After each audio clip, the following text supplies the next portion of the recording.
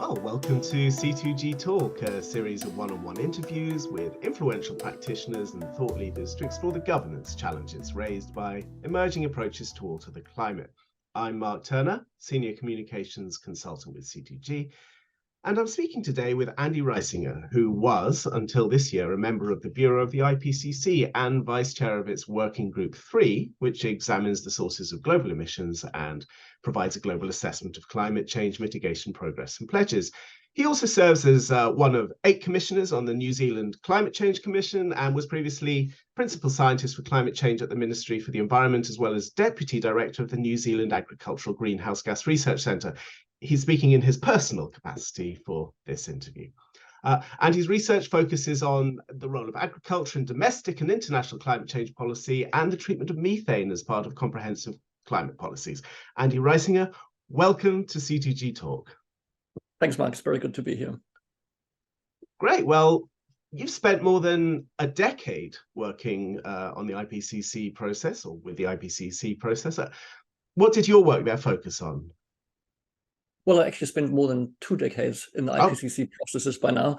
I served in a whole range of different roles. I served as national focal point for New Zealand. So that's the official government representative on the panel of the IPCC where the decisions are made. I've served as coordinating lead author for a couple of reports and as a contributing author for others.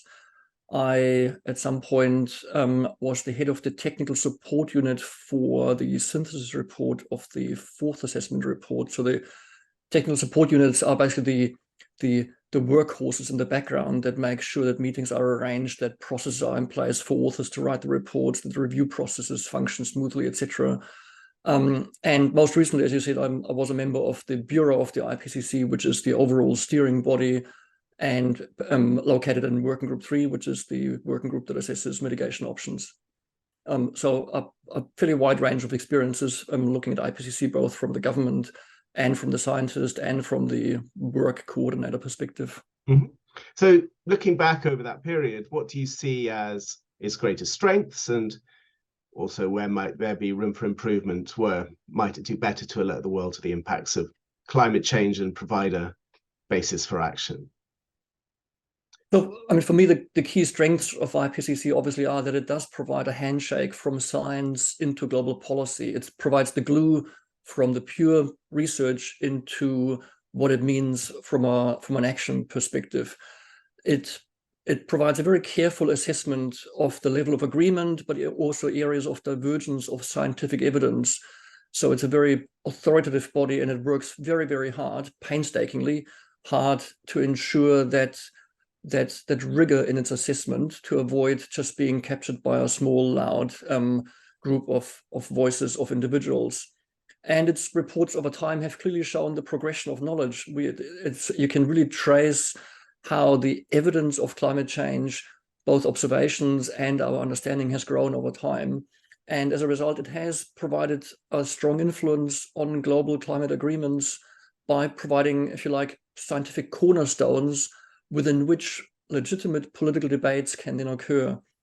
On the downsides, I mean, the IPCC is controlled by government, so it can only move as far and as fast as governments enable it to go. It's not a pure scientist body. It is owned ultimately by governments. And of course, IPCC is largely driven by volunteers who give up parts of their lives for the IPCC to progress. And some of those volunteers, of course, are excellent scientists, but that does not always make them to be very good translators of science into policy. So there's certainly areas of improvement. Personally, I'm not sure that, for your question, what could the IPCC do more to alert and provide a basis for action? I'm not sure that that's any more the critical bottleneck for action. Because part of me is thinking, what part of statements like climate change is unequivocally caused by humans? Changes are unprecedented in thousands of years. Risks and adverse impacts and related losses and damages from climate change escalate with every increment of global warming, and there is a rapidly closing window of opportunity to secure a livable and sustainable future for all. Which part of those sentences isn't clear enough? So I look beyond the scientific evidence to understand the barriers to action. I guess the question there was, as some are suggesting, could there be room for the IPCC to move more into actually suggesting specific policy and political courses of action, like moving more into the not just this is what's happening, but this is how we should tackle it? Well, I mean, that goes back to the problem that the IPCC is ultimately the collection of global governments. So what you're basically asking is, shouldn't governments tell themselves more what they should do? So there is a real issue there in terms of if you neutrally, I mean, the key catch cry of the IPCC is to be policy relevant, but not policy prescriptive. Now, there's a strong case to be made that maybe some scientists ought to become more policy prescriptive, but the IPCC as a globally owned assessment body derives its strength by actually providing a very broad church that encompasses all governments, rather than forging ahead in one direction that might leave other governments behind, and you effectively lose that ability to act as translator of science into the global policy process. So I think we've got to be aware that IPCC is not scientists who could do their job differently or better. It is ultimately governments coordinating, requesting scientific support for the question that they as governments are asking. And that in itself provides a barrier to more accelerated, or I guess sharper recommendations, because that would make it policy prescriptive. And one government solution is another government's problem. And that's exactly where I think we reach the limits of a global assessment body that's owned and ultimately driven by governments. Okay. So, well, let's talk about where we are in terms of global warming. The world is already warmed by an average of 1.2 C or so above the pre-industrial level. It's headed, looking increasingly likely. Some might even suggest this will happen. Others still holding fire for an overshoot of the 1.5 degree goal. And probably beyond 2 degrees C later this century. In fact, we've already seen a lot of headlines over the past few months: hotter summer, hotter September, already seeing temporary breaches of 1.5 degrees C. I was wondering if you could give your sense, your perspective of what kind of climate impacts might we see over the course of the lifetime of a child born today, and to what extent do you think people are understanding and aware of what's at stake? Yeah, maybe if I can initially just say that I don't agree that the world is headed for more than 2 degrees. I think it's very clear that we're going to reach 1.5 degrees in the early 2030s. Even if we undertook far more rapid reductions right now than governments are planning, that's simply the inertia of the global energy system that drives us there. But how far above 1.5 degrees we go is entirely up to human agency and actions, and is still entirely within our control. That's exactly the relevant action space. We are committed to reaching 1.5 degrees. How far we exceed it is a question of human action, and whether or not we exceed 2 degrees is entirely a question of whether we actually there's still time to really make progress to avoid exceeding 2 degrees Celsius, which would be an important next barrier that we certainly do not want to exceed, even in the slightest. But I mean, even in the nearer term, we will see more extreme events, and that's where the sharp end of climate change impact is playing out in the near term, in the sense of more heat waves, more severe floods triggered by severe rainfall, with an attendant consequence of landslides, greater risk of severe drought in some areas, and of course these extremes do not happen in isolation. So we're going to see more and more compounding and cascading impacts, either a succession of different types of impacts, say, the large-scale forest fires we've seen in various parts of the Northern Hemisphere this summer, then followed by very heavy rainfall, which may be compounded by the fact that there's already a greater risk of soil erosion from large-scale forest dieback as a consequence of fires. And that in turn will then challenge the ability of institutions and governance to actually deal with these things. We many countries struggle to deal with a single large-scale extreme event like a major hurricane. But if we have successions of these events and cascading impacts that also cascade across different parts of the world, mediated by global trade in food commodities, but then also human migration, that creates a very complex system of escalating risks and impacts. And I think that's something that unfortunately anybody alive today will witness increasing, and people who are children today will see the full gamut of that. But it's still within our choice whether young people today will see a peak and then a decline in global temperature, or whether we allow temperatures to continue to increase over their lifetimes. That's unfortunately a near-term consequence of our choices, not of our children's choices. Is it fair to call our situation a climate emergency, which requires an emergency response? Do you think that framing helps people think about and respond to this challenge? It's a good question. I mean, looking at it from a sort of planetary perspective, I think describing the situation as an emergency is warranted. But the problem is the meaning of the word in human terms is much more short-term. And I think there's a risk that by describing it as an emergency, you trigger human-style emergency responses, which may just consist of hunkering down on prioritizing in a triage mode, whereas we cannot afford to go through a triage mode where we only adapt and are therefore too busy to mitigate, where we only focus on one greenhouse gas but not on the other one. We need to pull all available levers, and I think there is a risk of an emergency framing that it triggers a short-term fight or flight response just from a human psychology perspective. But that's notwithstanding that if you look at the implications at the global scale, the word emergency probably isn't an overstatement. Right. But it's an emergency that we can still manage, and over time scales that go well beyond what we normally in our emotional response describe as an emergency measure, because emergencies last hours, days, weeks. And anything beyond that is a strategic response. And that's still what we need for climate change.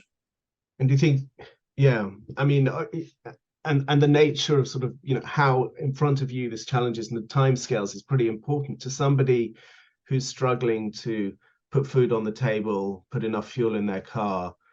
That might seem to be the emergency rather than a longer term trend. How do you convince people who are in that position, basically seeing their income relatively decline, cost of living going up, to actually say that yes, but this longer burn climate challenge is something that you should also be essentially accepting higher prices to help to address?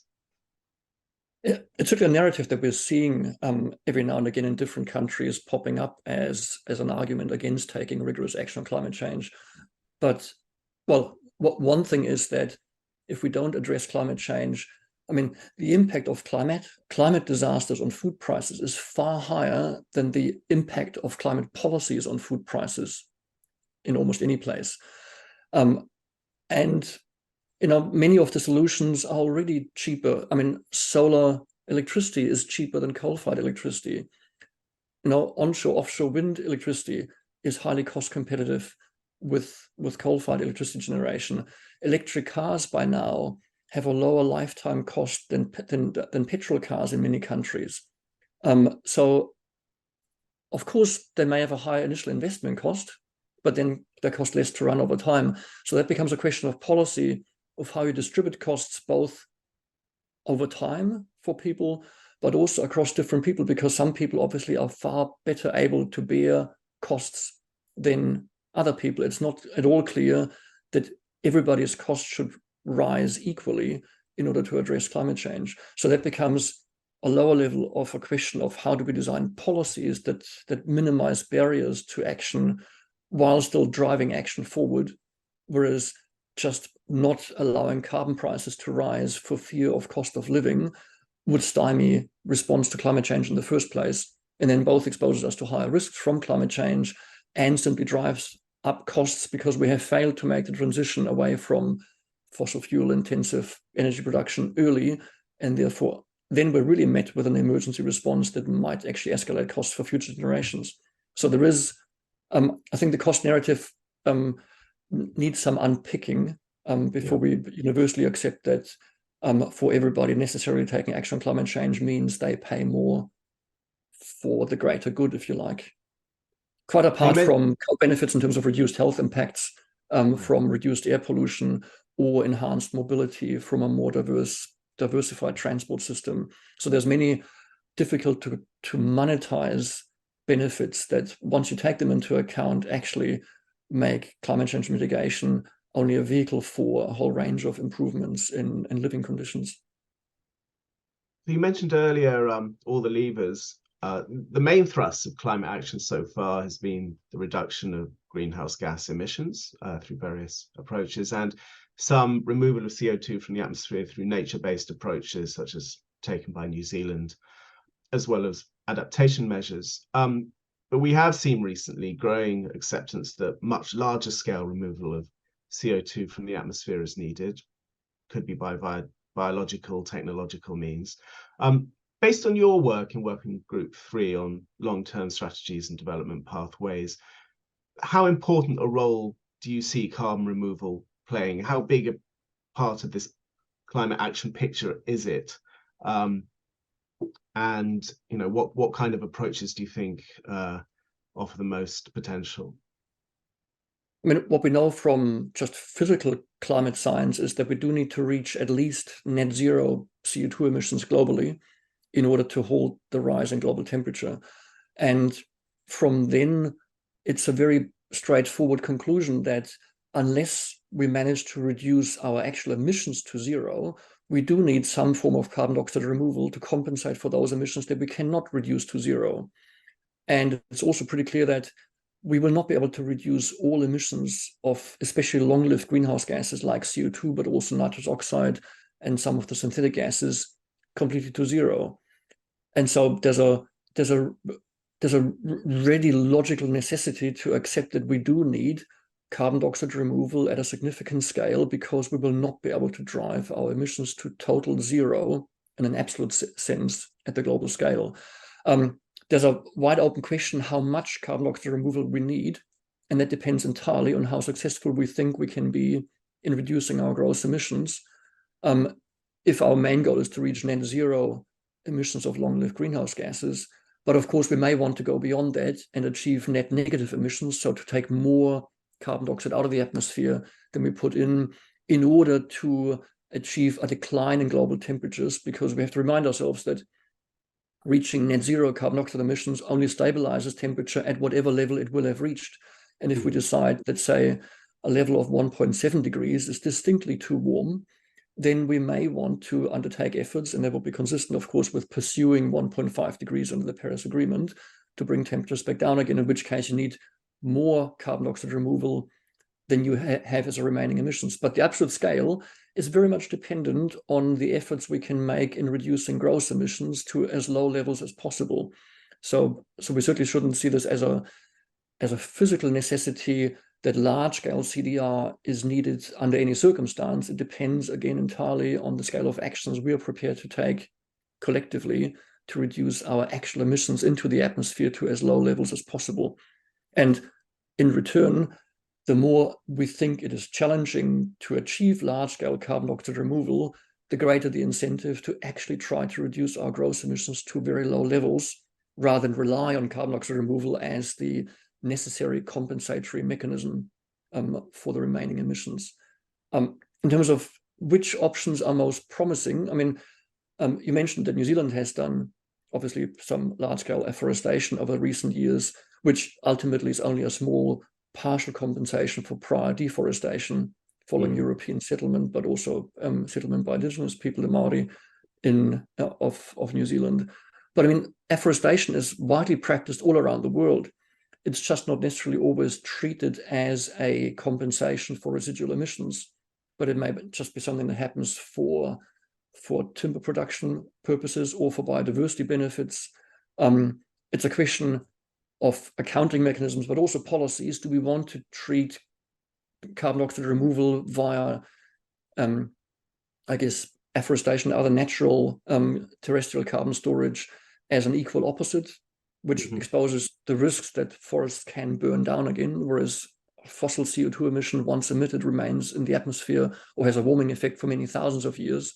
So unless we can commit in our generation today that the forests we plant today will remain intact and in place for thousands of years, they are a distinctly unsatisfactory compensation for ongoing fossil CO2 emissions. So there's those trade-offs that have to be made.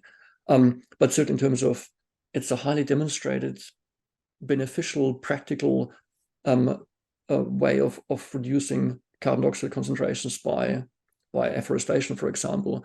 And then, of course, there's the more technology-focused solutions, which involve generally carbon capture and storage directly from the atmosphere, either via bioenergy crops, and then capturing the CO2 that would be emitted by the combustion of those crops and storing that CO2 underground, or free air carbon capture and then storing that carbon directly underground.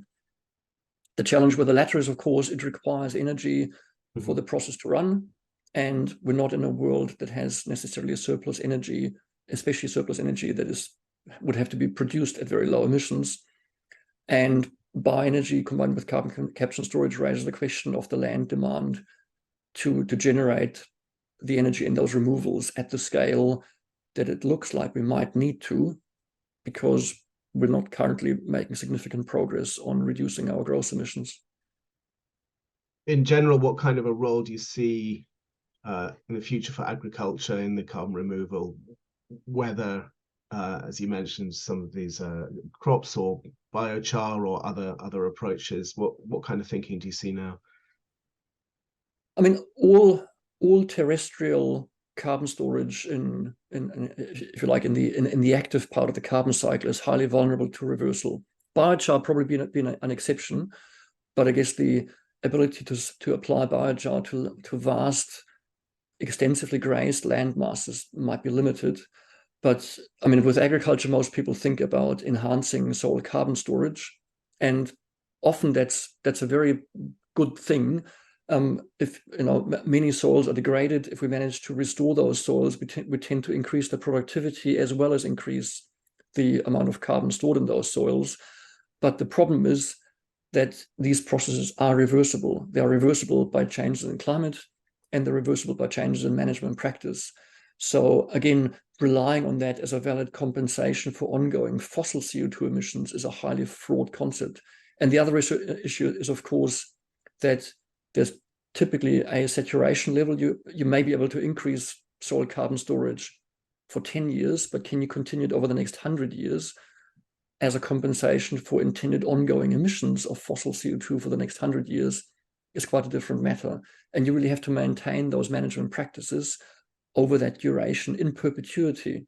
And perpetuity is a very long time. And that's one of the key challenges with any terrestrial carbon storage in ecosystems. But at the same time, they provide large co-benefits in many cases that go well beyond the immediate climate benefits. So there's good reasons to do it. The question is, should they be viewed as a compensation of fossil CO2 emissions with a goal of achieving net zero, or are they simply valid and important actions in their own right? And my personal view is they certainly are valid and important actions in their own right, but we make a mistake if we treat them as an equal but opposite action to emitting fossil CO2. Yes. So you touched on this sort of tension between speed of emissions reductions and how much removal can be necessary to achieve net zero. And generally, as this debate has sort of played out in a number of countries and in international policy, we are seeing a pushback against carbon removal on the grounds of the moral hazard argument, or mitigation deterrence is another phrase. First of all, to what extent do you think that there is essentially an effect of focusing on carbon removal that could undermine emissions cuts? And do you see any policy mechanisms or ways out there of accounting or so on that could basically lessen that effect? I mean, there certainly can be that risk, and we're having a conversation in New Zealand right now whether we are relying too much on carbon dioxide removal by planting more trees, and whether that is in fact distracting from the necessary decarbonization of the energy system, of our transport system, in particular. So it can occur, but it very much depends on the policy framework, on the incentives that you provide for achieving carbon dioxide removal, and whether they enable this mitigation deterrence, if you like. Many countries that are beginning to engage with carbon dioxide removal as part of their climate policies, because they have realized they do need it as part of achieving their own pledged net zero targets. Many countries take quite a different policy approach for how they incentivize carbon dioxide removal as compared to how they might, say, price CO2 emissions as part of an emissions trading scheme or carbon tax. So there are lots of policy options where governments can act as regulators of the incentive level for carbon dioxide removal and keep a separate incentive instrument in place to achieve carbon dioxide reductions from fossil activities. So the deterrence is not a necessary thing from a policy perspective, but really is a question of how do you design your policies.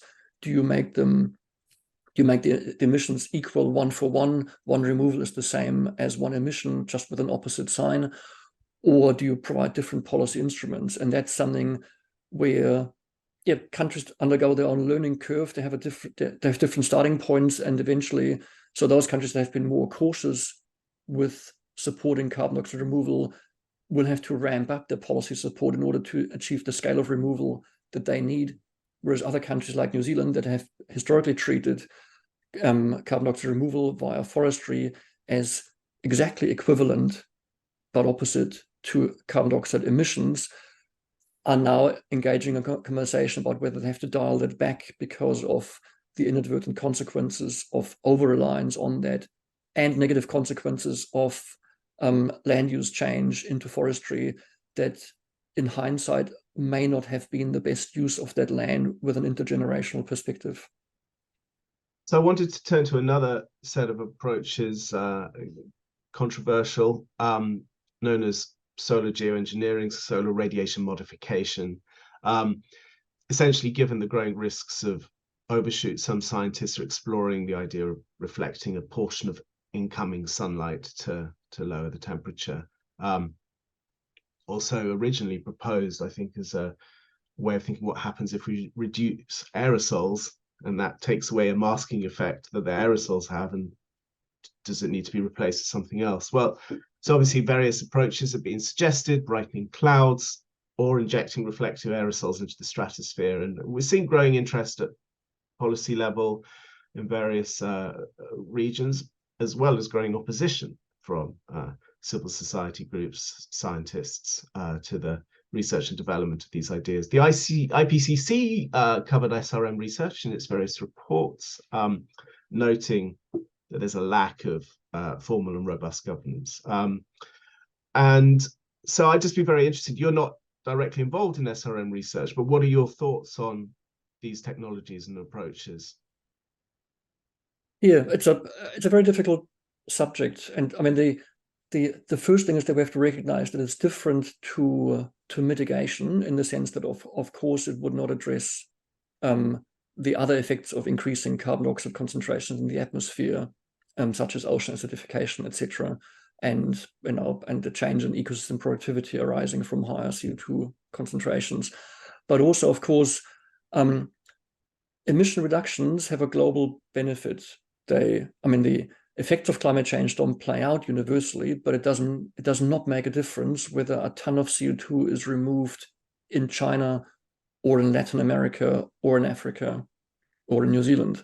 The effect on the global climate is the same, but the effect on the global climate from an aerosol injection implemented by a specific country may not at all be the same across the world.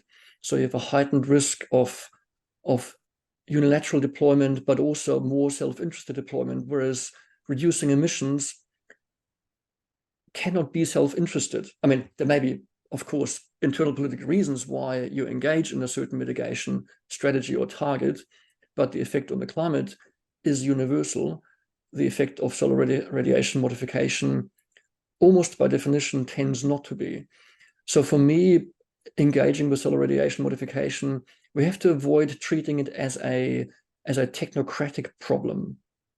It's not a solution where the barrier sits predominantly in the scientific understanding and technical deployment, but it is something that's inherently embedded in conversations around equity and global governance. And of course, the challenge is that the reason why people are interested in solar radiation modification is exactly the failure of global governance to achieve the emissions reductions we need. And so my sense is that the only reason where solar radiation modification could be meaningfully deployed is if the world is on course for temperatures to peak and then decline, and you could then achieve what's often referred to as peak shaving. So say we know that we will peak at 1.7 degrees and then decline back to 1.5 degrees, and it would be good to add something to the atmosphere that limits that peak to only 1.5 degrees or 1.6 degrees rather than 1.7 degrees. But that's precisely our problem. At this point, we have no indication from a degree of global cooperation that we will in fact peak temperatures and reach a decline in temperature subsequently. And if you deploy solar radiation modification in a context of continuously rising global temperatures, then you're very much in sort of an addictive gambling situation. There is no end to it.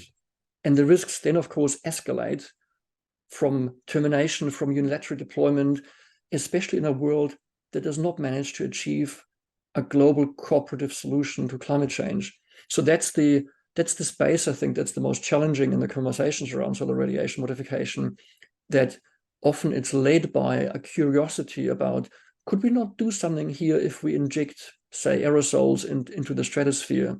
What would happen if we had marine cloud brightening, etc.? And it's a bit like, I mean, I'm reminded of the current rapid rise of artificial intelligence, which is led by, here's something we can do, isn't it exciting? And then we suddenly scratch our heads and say, shouldn't we be doing something about this? And I think that's the real challenge, that we cannot allow solar radiation modification to be led by the technical feasibility with an afterthought about how do we now govern this, but it needs a governance-led conversation, I guess, in order to make it a solution rather than a problem in its own exactly. right. I mean, the we cannot allow in that sentence implies, well, what does that mean to not allow, and the we, which is some form of governance. So given where we are, given all the uncertainty and given the issues you raise, what kind of governance and where do you think might be appropriate now for this topic? I'm not sure is the short answer, I have to admit, personally. Certainly my sense is that it's premature to try and think of governance for deployment, because that would we're exactly on a trajectory where there's no end in sight to the rise in temperature. And unless and until we're convinced ourselves that we collectively, as human species around the world, will achieve global, at least net zero CO2 emissions, followed by net negative CO2 emissions, which we need to bring temperatures back down again, which is the space where SRM would become a meaningful intervention. Unless and until we achieve that collective sense of action, my sense is that the short answer is it's too early for a serious conversation about SRM deployment. Whether that means a moratorium on deployment and what that then means but shouldn't we do research on it, is a question that we have to scan very carefully the space for good faith and bad faith actors, I guess, because there's always people exploiting near-term gains without recognition that ultimately SRM comes back to it's a fundamental global equity question about who has access to it, who benefits from it, who's able to deploy it, and who controls the rules for deployment, who carries liability for when things were to go wrong. But also, how do we manage perceptions? I mean, imagine that a country deploys SRM and then there's a large-scale drought in another country. in an age of rising disinformation, it doesn't matter whether the science says that the drought was or was not related to the SRM deployment. It just fuels, or the risk of fueling societal fracturing at the global scale is very, very large, unless and until we manage to shift ourselves into a space where we can have a mature conversation across countries about how we deploy such things for collective benefit. So I'm very nervous about playing with the potential without recognizing that it's ultimately human actions that make it worthwhile, not whether we understand the effect of aerosols in the stratosphere. Two more quick questions on that, though. With regards to the understanding, do you think there should be more research on SRM, or is that one you stay out of? I'm close to staying out of it, in the sense that I believe there is a lot of things that we learn that's relevant for SRM without undertaking purposeful SRM research, in the sense of better understanding the climate effects of aerosols, different types of aerosols in the atmosphere, is a very live, very important, very actively researched area. We may not benefit from a research question, what if I deployed? We just need to wait for the next big volcanic eruption to get some more insights on that. So I'm hesitant with saying there should be more research right now, because, as I say, my concern is that it could lead to a further fracturing of the need to understand that we need to make progress in a global cooperative space, including recognizing equity. One more on governance. This framework you propose, whereby should only start to consider deployment if you have certainty, essentially, over a trajectory towards reducing temperatures and then peak shaving. That makes a lot of sense, but to an individual country or region or something which is just seeing temperatures rise, they might not care about that and might go for some form of unilateral, or I don't know, minilateral, or some sort of deployment anyway. First of all, do you think that's a risk? And secondly, if that is a risk in the medium term, shouldn't there be some governance structures in place beforehand to deal with that, rather than suddenly panicking to deal with it when it happens? I certainly think that there is a risk of unilateral or minilateral deployment. But and I mean, personally, I would be quite open to, but it's not my area of expertise, so I'm sort of very, very hesitant to portray my views as wisdom or expertise born out of IPCC here. Certainly, there would be great value of developing a shared understanding of those risks, and therefore setting a very high threshold for deployment. But at the same time, if a country feels it has been let down by the international community because of the lack of action to reduce greenhouse gas emissions, if it feels let down by the lack of finance to help it adapt to the impacts of climate change, will that country pay heed to a UN resolution that says thou shalt not deploy SRM? I very much doubt it.